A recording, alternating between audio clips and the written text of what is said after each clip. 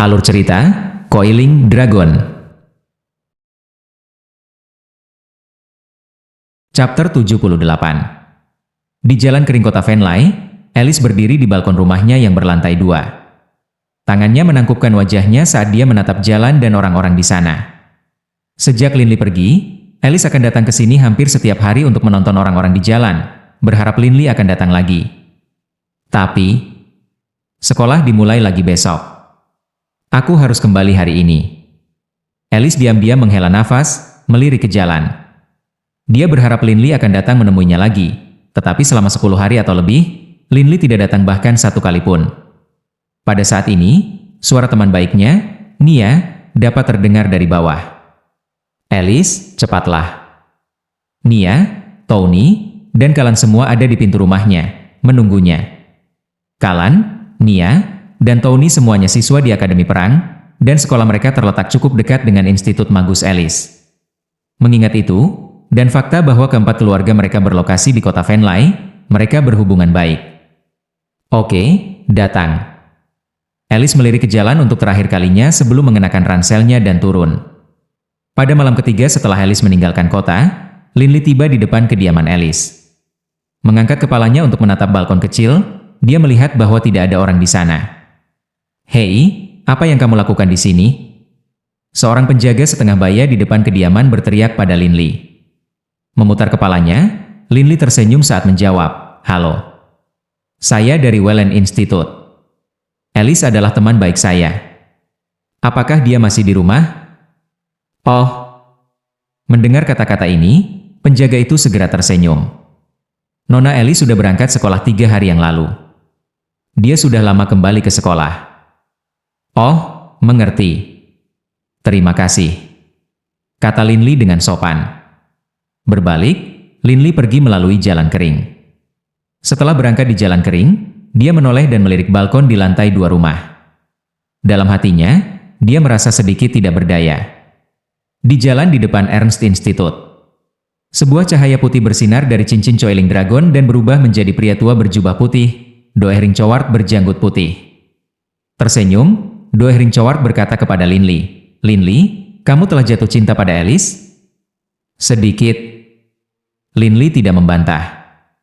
Doehring Coward membelai janggutnya, tertawa keras.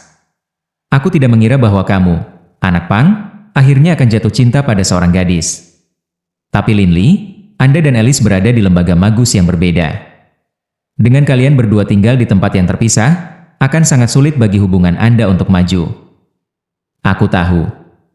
Terserah nasib. Jika kita ditakdirkan untuk menjadi, kita akan melakukannya. Jika tidak, lupakan saja." Linley tidak bisa membantu tetapi berpikir tentang apa yang bersama dengan Alice akan seperti. Dia teringat kembali pada ekspresi ketakutan di wajahnya selama pertempuran dengan Warpig Haus Darah. Di jalan kembali dari pegunungan Range of Magical Beasts, yang malu-malu melihat wajahnya ketika mereka berdua berbicara. Dan di bawah sinar rembulan, penampilannya yang bergerak, seperti Dewi Bulan sendiri. Ini harus menjadi seperti apa naksir pertama seseorang. Kata Linley pada dirinya sendiri mencela. Pada usianya, semua bros lain di asramanya telah berkencan, dengan Yale dan Reynolds telah menemukan pacar sejak lama. Sejauh hubungan berjalan, Linley sebenarnya agak bersemangat tentang hal itu. Di Ernst Institute, Linley masih rajin belajar dan bekerja keras seperti sebelumnya. Setiap hari, dia menghabiskan setidaknya sebagian waktunya untuk berlatih di sekolah pahat lurus untuk mematung. Dalam hal esensi spiritual dan kekuatan sihir, kekuatannya terus tumbuh dengan stabil dan cepat. Dalam sekejap mata, sebulan berlalu. Sesuai pengaturan mereka sebelumnya, Linley dan brosnya membawa 3 patung baru ke kota Venlai, di mana mereka diterima di Galeri Prowls oleh Meneyer Austoni. Hampir 15.000 koin emas.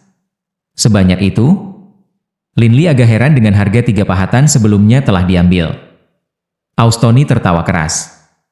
"Linley, ini normal. Nilai pematung paling ahli adalah sekitar 1.000 koin emas. Tetapi Galeri Prowls tentu saja akan memperkenalkan Anda dan status Anda sebagai jenius magus berusia 15 tahun yang juga seorang pematung ahli. Hanya berdasarkan status pribadi Anda saja, nilai karya seni Anda akan berlipat ganda. Tapi yang lebih penting dari itu, pahatanmu memiliki aura yang sangat unik. Meskipun patung orang lain juga indah, dalam hal kehalusan, akan selalu ada beberapa kekurangan. Garis-garis patung Anda sangat halus. Misalnya, ketika membandingkan di mana Anda menggunakan pahat lurus dan di mana Anda menggunakan pahat kupu-kupu, orang sebenarnya tidak tahu. Mereka mengalir bersama dengan sangat sempurna. Linli tidak bisa menahan tawa mendengar ini. Jejak alat switching? Dari awal hingga akhir, pahatannya diukir dengan penggunaan pahat lurus. Dia tidak menggunakan alat lain sama sekali. Secara alami, garis-garisnya akan sangat sempurna dan halus. Poin unik ini, bersama dengan aura bawaan tinggi, arogan patung Anda miliki, dan dikombinasikan dengan status pribadi Anda, menyebabkan setiap patung naik ke harga 5.000 koin emas. Satu-satunya hal yang mencegah harga naik lebih jauh lagi adalah masih ada ketidaksempurnaan dalam pola Anda, Austoni menjelaskan dan memuji. Dalam hatinya, Linli mengerti. Ketidaksempurnaan beberapa menit? Linli mental menggelengkan kepalanya. Dia hanya menggunakan pahat lurus. Meskipun ia dapat mengatur beberapa pola unik dengannya, dalam hal efektivitas, secara alami ia tidak akan mampu bersaing dengan alat khusus seperti pahat kupu-kupu atau pisau miring. Pada saat yang sama, Linli tidak bisa menahan nafas.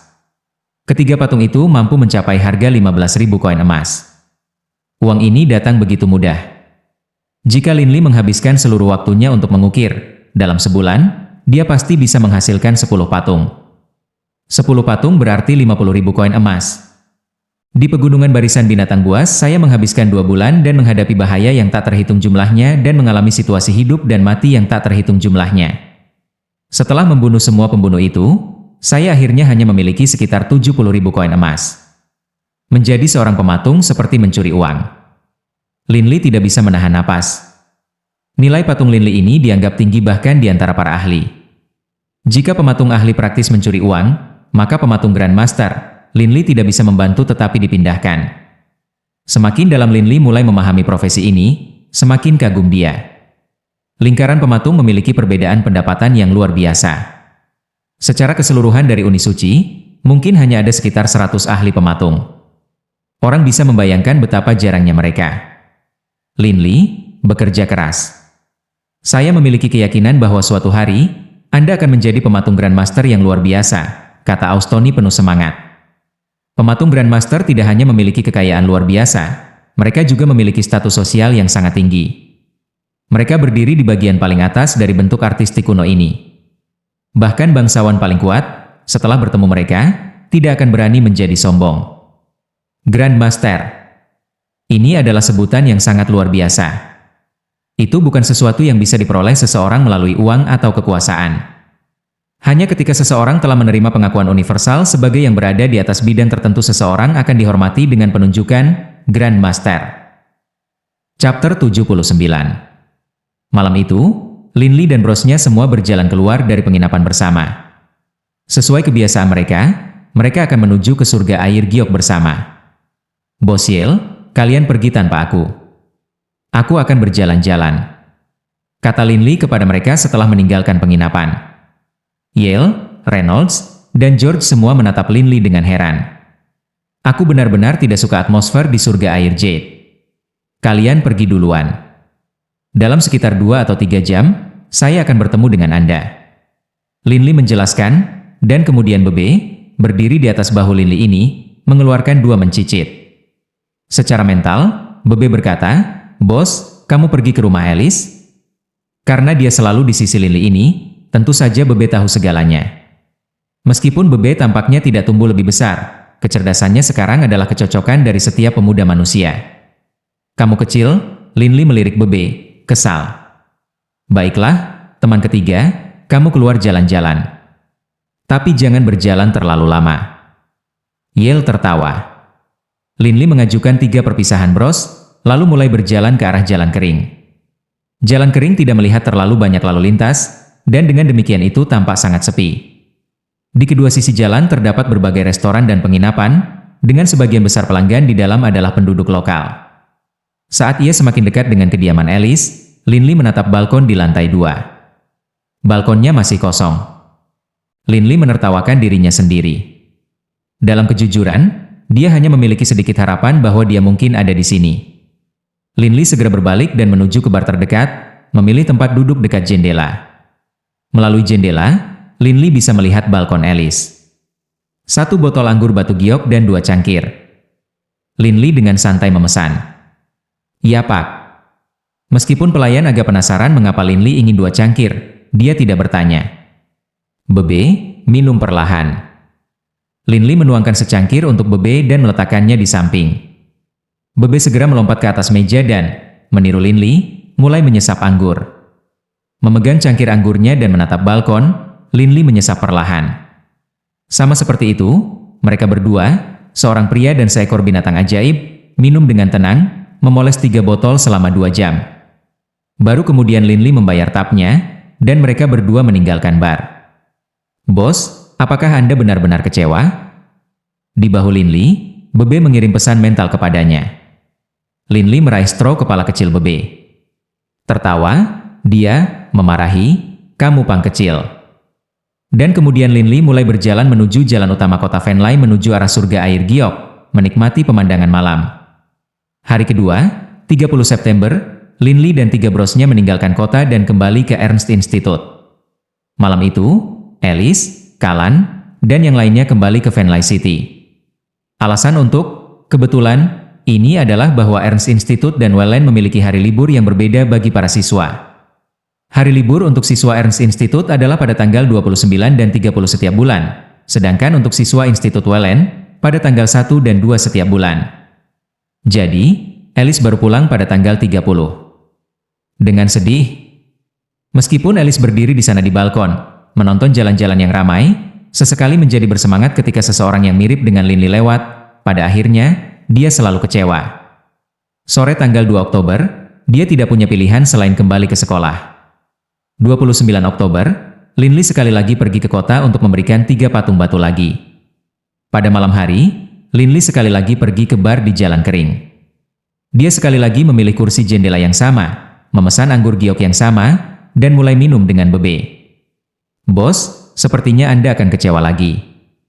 Bebe memandang Linli, mata hitam kecilnya yang berseri-seri bergulir saat ia berbicara secara mental. "Bukan masalah besar. Kurasa itu tidak seharusnya." Melempar kepalanya ke belakang, Linli memoles secangkir anggur itu.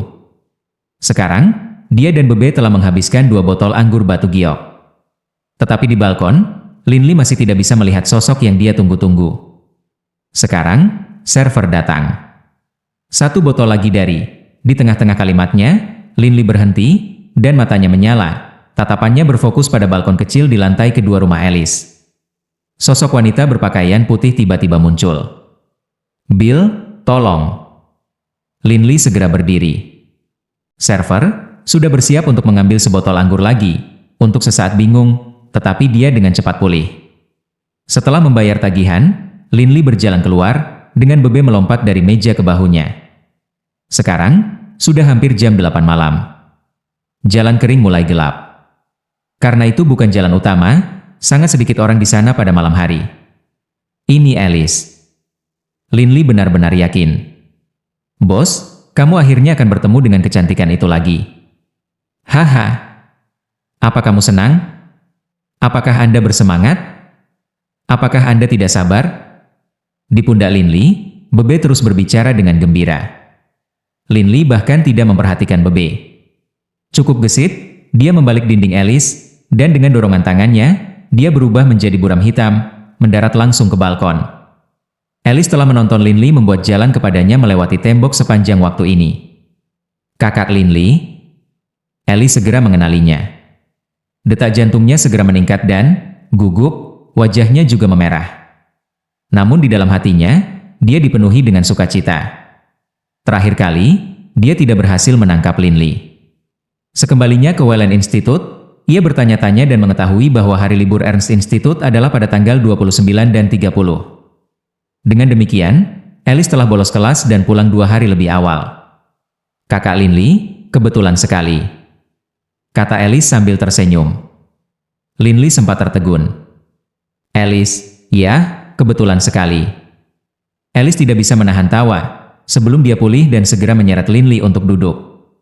"Cepat, duduk. Jangan biarkan orang melihatmu." Linli duduk. Keduanya bersembunyi di sudut balkon, diam-diam mengobrol satu sama lain. Doehring Choward muncul pada saat ini. Lin Li. Doehring Choward, ada apa? Lin Li agak tidak senang.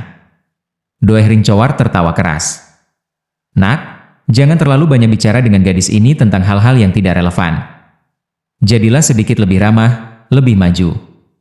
Kamu orang bodoh. Menilai dari penampilannya, gadis Alice ini juga tertarik padamu. Tidak terburu-buru, tidak terburu-buru. Meskipun Lin Li tidak takut mati, pada saat ini, dia agak tidak stabil dan sedikit goyah secara mental. Kamu benar-benar bodoh. Doehring Choward berkata dengan tidak sabar. Lin Li mulai benar-benar mengabaikan saran Doehring Choward, hanya berbicara dengan Alice tentang topik kasual yang tidak relevan. Melihat mereka berdua, pada akhirnya, Doehring Choward hanya bisa menggelengkan kepalanya dan menghilang kembali ke cincin Coiling Dragon. Saat mengobrol dengan Alice, Lin Li tidak memperhatikan berlalunya waktu sedikit pun. Kakak Lin Li, Anda sangat luar biasa. Anda pasti memiliki banyak gadis yang mengejar Anda di Ernst Institute, kan? Alice dengan sengaja mengatakan kata-kata ini dengan santai, tetapi setelah mendengarnya, jantung Lin Li mulai berdetak lebih cepat. Tidak terlalu buruk, tidak terlalu buruk. Saat mengobrol dengan Alice, kadang-kadang Lin Li berbicara tanpa berpikir. Kamu idiot. Suara Doehring Choward terdengar di pikiran Lin Li ini. Chapter 80. Bersama dengan Alice, Lin Li merasa benar-benar gembira dari lubuk hatinya. Dengan cara ini, seluruh malam berlalu. Baik Lin Li maupun Alice merasa lelah sekali, meskipun telah terjaga sepanjang malam. Saat matahari mulai terbit, cakrawala mulai bersinar dengan warna biru yang lembut. Matahari sedang terbit. Alice, aku harus pergi. Lin Li berdiri. Oke. Jawab Alice. Alice juga berdiri, memandang Lin Li dengan agak enggan berpisah. Lin Li tersenyum, melambai padanya, lalu melayang ke jalan seperti daun, tubuhnya dikelilingi oleh aliran udara. Setelah Lin Li tiba di istana air giok, ia menunggu brosnya untuk keluar dari tempat tidur, pada titik mana ia diinterogasi oleh Yale dan dua lainnya. Setelah kembali ke Ernst Institute, Lin Li terus menjadi rajin belajar seperti sebelumnya. Tetapi ketika dia santai, dia sering memikirkan Alice. Lin Li punya perasaan tertentu, di dalam hatinya dia telah dikalahkan oleh para dewa cinta. Kalender Yulan, tahun 9997, 29 November. Malam. Alice bangun sangat pagi untuk menunggu di luar pintu keluarganya. Setelah menunggu beberapa saat, dia melihat sosok Lin Li yang akrab membuat jalan dari Dry Road. Segera, dia berlari ke arahnya. Kakak Lin Li. Teriak Alice agak bersemangat. Mereka tidak bertemu selama sebulan. Setelah akhirnya bisa melihatnya, Alice agak tidak bisa mengendalikan kegembiraannya. Dalam hatinya, Lin Li merasa senang juga. Bagaimanapun, sudah sebulan sejak mereka terakhir bertemu. Tapi hari ini, dia merasa sangat senang. Meskipun aku tidak memberitahu Alice kapan aku akan melihatnya lagi, dia datang keluar untuk menungguku hari ini. Terakhir kali, setelah mengobrol dengan Alice, Lin Li menemukan bahwa hari libur Institut Wellen adalah pada tanggal 1 dan 2 setiap bulan. Alice bolos kelas untuk bertemu dengannya. Lin Li sepenuhnya mengerti apa artinya itu. Lin Li, teruslah. Kali ini, Anda harus sedikit lebih berani. Suara Doehring Choward terdengar dalam pikiran Lin Li ini. Lin Li diam-diam juga mengambil keputusan. Lagi pula, dia tidak mau menunggu sebulan lagi. Alice, mengapa kamu di luar hari ini, bukannya di terasmu? Lin Li dan Alice berjalan berdampingan di jalan. Alice tertawa.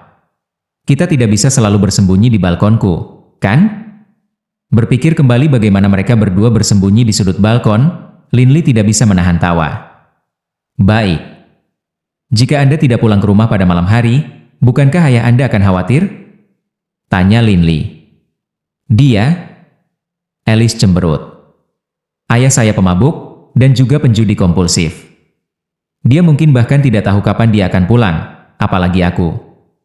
Kakak Lin Li, saya tumbuh di Venlai City sebagai seorang anak. Kota Venlai adalah kota yang sangat besar. Anda mungkin belum pernah ke banyak tempat. Ayo, aku akan mengajakmu berkeliling. Alice tertawa. Lin Li dan Alice berjalan bersama di jalanan. Sekarang musim dingin, dan di benua Yulan, Desember dan Januari adalah 2 bulan terdingin dalam setahun. Angin malam juga sangat dingin. Tidak banyak orang di jalanan. Tapi ketika Linley dan Alice berjalan dan mengobrol, mereka benar-benar mengabaikan orang-orang yang berada di jalanan. Oh, salju turun? Alice mengangkat kepalanya untuk menatap langit malam dan menyaksikan ketika bintik-bintik putih dengan lembut melayang turun. Aku suka salju. Ini salju pertama musim dingin tahun ini. Saya juga suka salju. Linley mengangkat kepalanya, membiarkan salju untuk mengumpulkan dan kemudian larut di wajahnya. Untuk bisa berjalan-jalan dengan gadis yang disukainya di malam bersalju itu cukup romantis. Keduanya melanjutkan berjalan lambat di jalan-jalan kota Venlay. Kakak Linley, apakah Anda punya pacar? Alice tiba-tiba bertanya, sebelum berkata dengan suara lembut, Kakak Linley, kamu sangat menakjubkan, kamu pasti sudah punya. Aku tidak, pasti tidak. Kata Linley cepat. Mendengar kata-katanya, Alice terdiam. Alice, apakah Anda punya pacar? Linley ragu-ragu untuk sementara waktu, tetapi akhirnya mendapatkan pertanyaan. Wajah Alice segera memerah. Bahkan lehernya memerah. Tapi di malam yang gelap, tidak ada cara bagi Linley untuk melihat. Bagaimana mungkin aku punya pacar? Siapa yang menginginkan saya sebagai pacar mereka? Oh. Linley mengambil napas dalam-dalam, lalu tiba-tiba berkata, lalu bagaimana? Anda menjadi pacar saya? Alice menatap Linley terkejut, seolah-olah dia telah tertegun konyol. Linley hanya mengobrol normal dengan dia sebelumnya. Tiba-tiba, dia menanyakan pertanyaan ini padanya, menangkapnya benar-benar pengawal.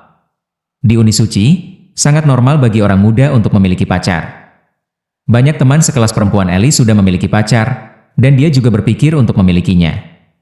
Tapi dia tidak berharap Linley akan memintanya secara langsung. Kamu ingin aku menjadi pacarmu? Tanya Alice. Saat ini, Linley merasa jantungnya berdebar sangat kencang sehingga akan meledak keluar dari dadanya.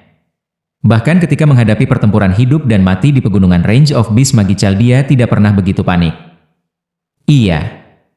Apakah kamu mau? Wajah Alice benar-benar merah sekarang. Dia menatap Linley. Kakak Linley, jujur, mungkin aku tidak sebaik orang seperti yang kau pikirkan. Saya percaya penilaian saya. Alice, aku sudah bertanya padamu. Apakah Anda bersedia? Linley hendak menjadi gila. Dia ingin tahu jawaban Alice segera. Bahkan suara Linley bergetar. Alice terdiam sesaat, dan kemudian dia mengangguk dengan lembut. Iya. Bersemangat, Linley tidak bisa membantu tetapi memeluk Alice dalam pelukan yang mendalam. Malu, Alice mengubur wajahnya di dada Linley. Saat itu, Linley memperhatikan bahwa ada toko bunga di sebelah mereka. Beberapa saat kemudian, Alice, ini. Alice mengangkat kepalanya sebagai tanggapan, dan dia melakukannya, dia melihat mawar yang sangat indah di depannya. Wajahnya memerah, Alice menerima mawar itu. Melihat Alice, Linley berpikir bahwa mawar merah memuji wajahnya yang merah muda memerah sempurna. Dia adalah gambar yang bergerak tak terkatakan. Gambar ini dibakar dalam benak Linley selamanya. Memegang Alice di tangan, mereka berdua melanjutkan langkah mereka. Kepingan salju terus terbang. Kedua pemuda itu perlahan-lahan berjalan-jalan di jalanan malam kota Venlay. Mawar di tangan Alice sangat indah, sangat bersemangat. Di salah satu kamar superior surga air giok, ada 7 orang, Yale, George, Reynolds, dan 4 wanita cantik. Aku tidak tahu apa yang masuk ke Terbro. Terakhir kali dia menghilang sepanjang malam juga. Kali ini, dia belum kembali bahkan sekarang. Yale menggelengkan kepalanya tanpa daya. Hei, orang itu seperti bro ketiga. Reynolds, yang duduk di sebelah jendela, tiba-tiba mengeluarkan teriakan terkejut. Dan dia berpegangan tangan dengan seorang gadis. Sial. Terbro berhasil menemukan dirinya cantik di belakang kami. Yale dan George juga berlari ke jendela, menatap Linley di bawah mereka. Pada saat ini, Linley, yang mabuk dalam pergolakan indah cinta muda, bahkan tidak menyadari bahwa mereka telah mencapai surga air giok. Linley dan Alice berjalan melewati surga air giok, terus ke jalan pavilion wangi. Sobat, kapankah Terbro menjadi begitu hebat? Mata Yale berbinar. George dan Reynolds juga bersemangat. Reynolds langsung menyarankan, haha, ketika bro ketiga kembali, kita harus memberinya interogasi yang tepat. Keesokan paginya, Linley dengan senang hati kembali ke kamar superior di Jadewater Paradise. Sesuai kebiasaan mereka yang biasa, Reynolds dan Yale seharusnya masing-masing pensiun ke kamar pribadi mereka sendiri dengan kecantikan mereka. Tapi, setelah membuka pintu, Linley menatap kaget. "Bos Yale, mengapa kamu semua di sini? Anda bertanya kepada saya mengapa kita semua ada di sini?" Reynolds mulai terkekeh.